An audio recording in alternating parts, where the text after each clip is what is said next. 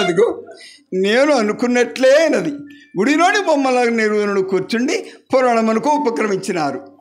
ఇప్పుడే ఆరంభించినామన్నయ్య. అయినా నేడు ఇంత ఆలస్యమైనదేమి? అమ్మాయి నా అవస్థ ఏమి చెప్పుదును. ఏమో పైన బట్ట వేసుకొని నడవడానికి వచ్చేసరికి పడమనింటి నుంచి పడిపోయినట్లు మీ వదిన తుసుక్కుని తొమ్మిది. ఆ వెనుక తుమ్ము ముందులకు మధ్య తొందరు కదా అని మనస్సు సరి చేసుకొని వీధికి పోవడానికి వచ్చేసరికి నల్లటి పిల్ల ఎదురైనది అమ్మాయి. ఆ పడవ లోపలిపోయి మీ వదిన రెండు తిట్టి పైబడ్డ దండమన వేసి చాప మీద రవ్వంతసేపు చతికిలబడి మరలా ప్రయాణమై విధిగంలోనికి వచ్చింది కదా. ఏమయ్యా మరి ఒక దుశ్శకునమా ఏమి? సందేహం ఏమన్నదయ్యా, నమ్మినా చరమ లేదు. కొత్త గుండ చేత పుచ్చుకొని చక్కగా ఎదురైనది.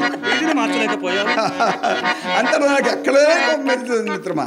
ఆయనను రెండు దుశ్శకునములు ఒక సుశకులతో సమానమన్నమాట జ్ఞప్తికి వచ్చి హరినామస్మరణ చేసుకుంటూ చక్కగా వచ్చినాను. ఆయనను దుస్సకల పని ఊరికనే పోవునా మిత్రమా. ఏడుగడుకు సరికి నా వాడు మాయమైనాడు. లేడు. ఆయనను మీ నాన్నగారు పట్టణమంతా విడిచి ఏ దేవుల కాపురం ఎందుకు పెట్టినారో కానీ ప్రతి దినము వచ్చిపో మా వంటి వాడుకు బాగా కష్టంగా ఉన్నదయ్యా. అంతట గొంతు బద్దనట్టు అరవగా ఆ పడవాడు ఏ కళ్ళు బాకున ఊడిపడి దాన్ని వేళ పడవేసినాడు. ఆయనను దుస్సకన ఫలముల ప్రత్యక్షమైనదయ్యా. ఎట్లయ్యా? ఎట్లేమిటి వినవలసిన పురాణం కొంత వికలమైపోయినది కదా మిత్రమా. నీవు వినవలసిన పురాణం ఏమీను మించిపోలేదు. ఇంకా నిన్నటి పతివద ధర్మఘట్టములోనే ఉన్నారము. ఏమిటి పతివ్రత ధర్మఘట్టంలా? అవి అన్నయ్యా నాకు ముఖ్యంగా కావలసినవి. అవి మించిపోయినందరికీ అయితే వ్యాకులపడుతున్నాను. నీవు పురుషుడవు కదూ? నిస్సందేహంగా 100కి 100 మరి పతివ్రత ధర్మము ఘట్టముల పట్ల మీకంత పామరమెందులు కానీ అనుకున్నాను మీకు ఆ సందేహం వస్తుందని. నాకు అనుకొనికొంటివా?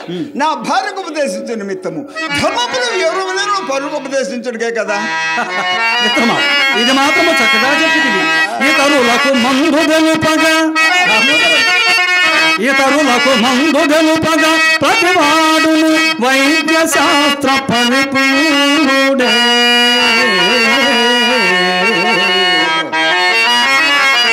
ఇతరులకు నీతి గలుపగా ప్రతివాడును వైద్య శాస్త్ర పారంగతుడే.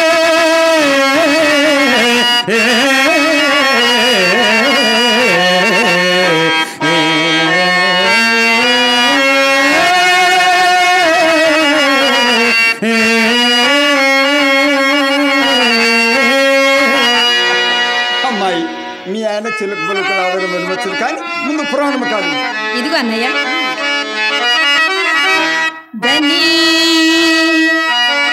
అధనుడు రూపసి నొప్పనివాడు వివేకి ముండభావుడు రోగుండను గత రోగుండనక అంగన పతిని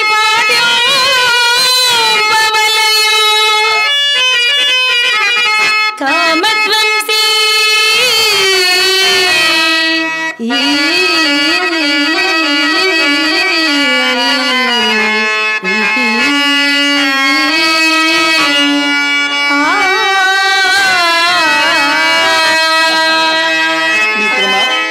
మా చెల్ల ఎంత చక్కగా పాడిందో విన్నవటయ్యా.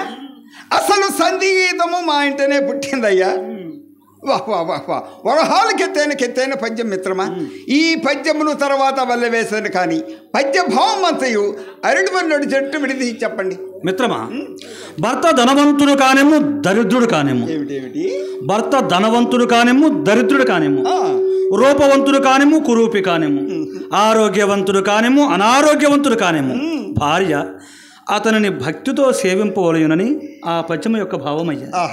మహానుభావుడు కవి బ్రహ్మ ఏం పద్యం రాసినాడు మిత్రమా. ఆతడిప్పుడు బ్రతకమన్నచో పడదీసి పడ్డాడు పంచదార నోడు కోరకపోతున్నట్టయ్యా. ఈ పద్యం వినిపించింది మా ఇంటి దూరం మరీ లేవదు మిత్రమా. మా ఇంటి ఎదురు వ్యాపారి పంతులు 3వ పెళ్లి పెళ్ళాము. అంటే కాసుల పేరు వాని పేర్లు ఏమో నాకు రావు కానీ నగలన్నీ వంటి మీద దిగేసుకొని బులాగి బొమ్మల అమ్మన గుమ్మంలో నుంచినప్పుడల్లా నాకు ఆ పిల్లని చూపి నేను అలాగ దిగవేయకపోతున్నాడు. ఆ మాటలు తివిరుపులు ముక్విరుపులు విసవిసలు రొసరసులు సామాన్య మా మిత్రమా. ఆ పైన నా కన్నులు గుంట కన్నులటయ్యా, నా ముక్కు రొమ్ముకట, దవడలు చప్పిడి దవడలు. దగ్గరకు వచ్చిన పొడుము కంపడ మాట్లాడిన తుపానుడు అమ్మాయి అసలు నా రూపంను చూచి పెళ్ళినాడే అసహ్యపడిందట. ఏమిటి పల్లకిలో తలవంచుకుని కూర్చొని 10 పాళ్ళందరికైనట. భర్త ఎంత కురూపి అయినను భార్య అతను కాళ్ళు కడిగి నెత్తను చల్లుకొని తీరవలసిన పురాణ మీదముగా ఘోషించుతుండా దానికి తగ్నమ్మ ఎప్పుడైతే. అన్నయ్య గారు, మా వదిన గారు కూడా చక్కగా చదువుకున్న వారే కదా. అదేనమ్మ వచ్చిన చిక్కంతా, అందుకే దానికి ఇంత అదిరిపాటు. ఆయనని ఇప్పుడు ఆడంగులు కారమ్మాయి మర్యాదలు మాసిపోయి, కట్టుబాట్లు కాలిపోయి, పని బాటలు పదర కలిసి, ఎగ్గు సిగ్గులు ఏట కలిసి, పనికి మళ్ళీ వేషాలు, పట్టణాన్ని రోషాలు, రచ్చలకెక్కి రాద్ధాంతాలు, సేవల దాడి సిద్ధాంతాలు. మిత్రమా, కొంతకాలం ఈ విధంగా గడిచినచో మన మగవారిని ఒకటి మన్నే కదటయ్యా. అయ్యా ఇదిగో వచ్చుచున్నాడు. ఎందులకు మామగారు స్వయముగా వచ్చి పిలిచినారు నేడు. ఎందులక మన పురాణము మాట గలుపుటకు. ఇదంతా ఇందాక దుస్సగన ఫలమేనమ్మా. చెడు శకునము, చెడు కలము, చెడు భయము, చెడు రసము, చెడు స్నేహము, చెడు పుట్టమనియముగా.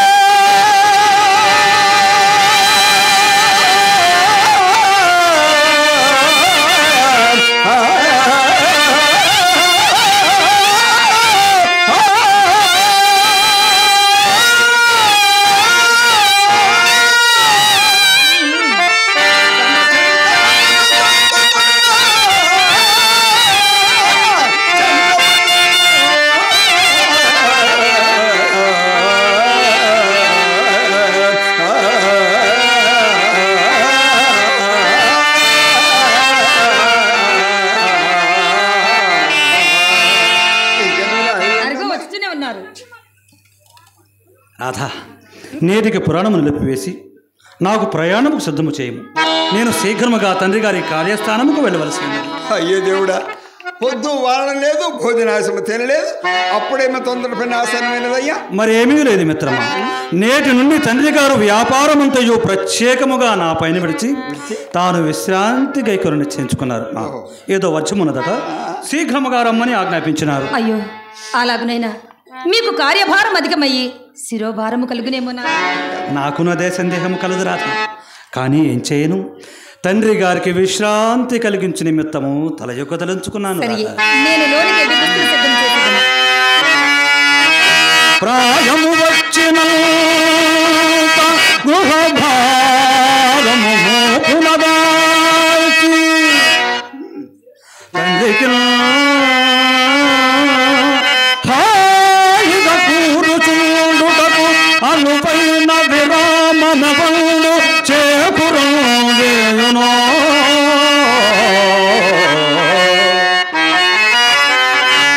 వాడే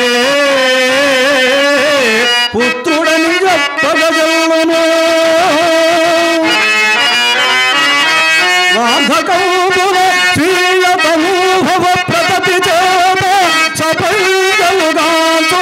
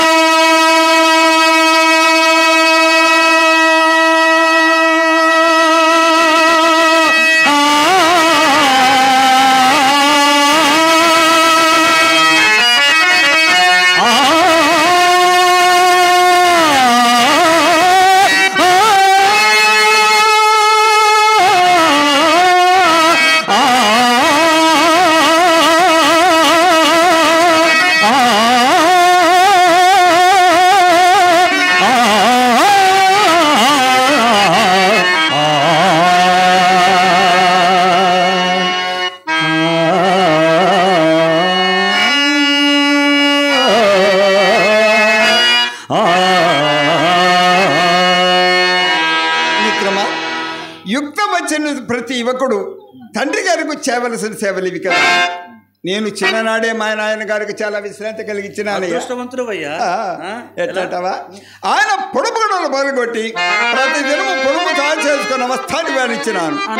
కొల్లాయిగడ గోచుల కింద చించి ప్రతిదినం పొలుపుకున్న వస్తు కూడా తప్పించినాను. ఎంత పని చేసి ముచ్చటగా మూడవది ఏమది? పంచాంగం చించి గాలిపటములు కట్టి ప్రతిదినము వచ్చిపో మాటకు ముహూర్తములు పెట్టు బాధ కూడా తప్పించినానయ్యా.